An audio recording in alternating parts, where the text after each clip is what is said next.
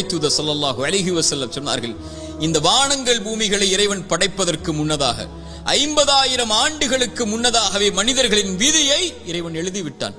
எவ்வளவு நாள் இவன் வாழ்வான், எவ்வளவு நாளில் மரணிப்பான், எதை பெறுவான், எதை இழப்பான், இவனுடைய வாழ்வாதாரம் என்ன, இவனுடைய சொத்து என்ன, இவனுடைய நஷ்டம் என்ன, இவனுடைய உறவு என்ன, இவன் பிரிவது என்ன, எல்லாம் எழுதப்பட்டு விட்டது.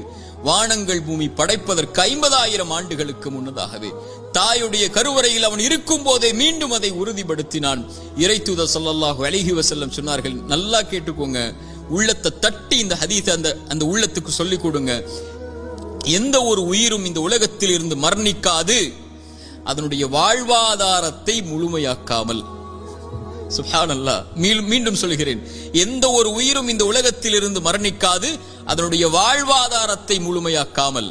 இவன் எதை பெறுவான், எதை இழப்பான், இவனுடைய சொத்து என்ன, இவனுடைய செல்வம் என்ன, ஒரு மனிதன்